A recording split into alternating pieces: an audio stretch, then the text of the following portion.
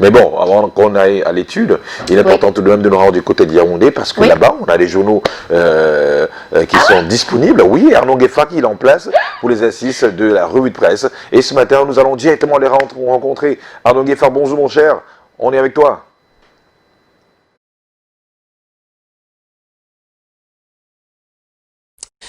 Bonjour Thierry, Carole, bonjour Patricia, madame, monsieur, bonjour.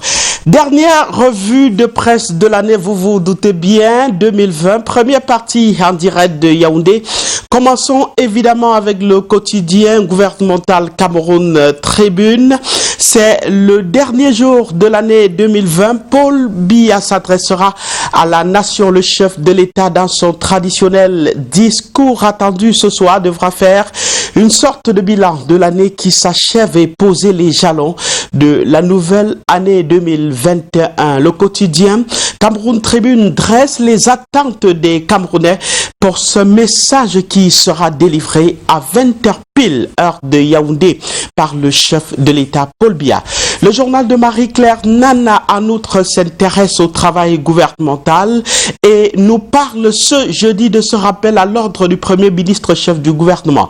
Président, hier, le conseil de cabinet du mois de décembre, le Premier ministre chef du gouvernement Joseph Dion Gouté, écrit le journal, a invité les membres de son équipe gouvernementale à plus de solidarité et de concertation en vue du succès de la politique des grandes opportunités du président de la République. La Sûreté nationale fait déjà bien sa part pour la réussite des fêtes de fin d'année. Cameroun Tribune a scruté la circulation routière et a constaté que la police mise sur la fluidité. Un dispositif spécial est d'ailleurs mis en place dans la ville de Yaoundé, par exemple, écrit le journal, pour contenir les embouteillages et surtout prévenir les accidents de la voie publique.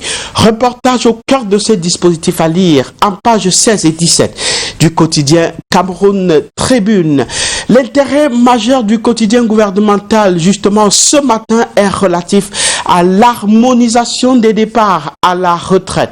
Le journal parle de la surprise du chef. Le président de la République a en effet signé hier un décret harmonisant à 60 ans l'âge de fin d'activité pour les catégories A et B de la fonction publique et à 55 ans pour les catégories C et D. Et dans le même sillage, un décret du Premier ministre chef du gouvernement a suivi concernant les agents de l'État relevant du Code de travail. Dans sa parution de ce jeudi, Cameroun Tribune livre l'intégralité de ces tests ainsi que quelques analyses y afférentes. Le journal Le Quotidien parution de ce jeudi accorde aussi une importance particulière à la fonction publique camerounaise et écrit dans le même sens que Cameroun Tribune, le chef de l'État harmonise l'âge de départ à la retraite dans le décret signé hier, mercredi 30 décembre 2020. Le président de la République, chef de l'État, Paul Biya, met de l'ordre dans la ressources humaines de l'État. 60 ans pour les fonctionnaires de catégorie A et B, on le disait tantôt, et 55 ans pour les catégories C et D. La mesure prend effet dès demain, 1er janvier 2021. Un véritable cadeau de nouvel an du chef de l'État à ses compatriotes camerounais.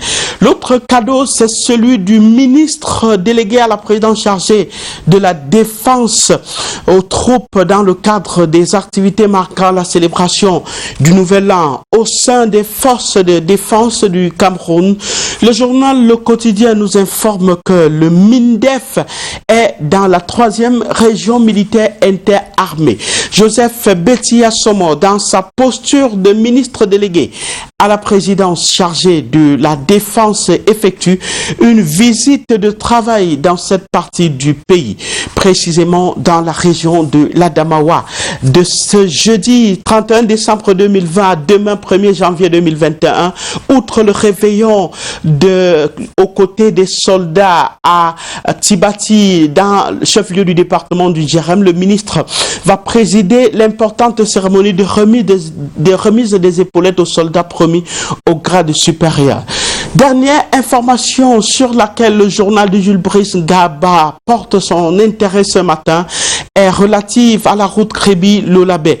Comme la première autoroute au Cameroun qui s'affiche à Kribi, le ministre des Travaux publics Emmanuel Nganou Djoumessi et son collègue des Finances Louis-Paul Motazé ont paraphé hier 30 décembre à Kribi le contrat de partenariat et relatif avec l'entreprise China Haya Engineering Company pour la conception, la réalisation, l'exploitation et l'entretien de cette route qui relie Kribi à Lolabé. Témoin privilégié, le ministre Jules Doré Ndongo, le gouverneur Félix Guélé de la région du Sud et le préfet Antoine Bissaga de l'Océan. Plus de détails à lire dans les colonnes du journal Le Quotidien, parution de ce jeudi matin. Stop et fin, revue de presse techniquement assurée par Thierry Camteau.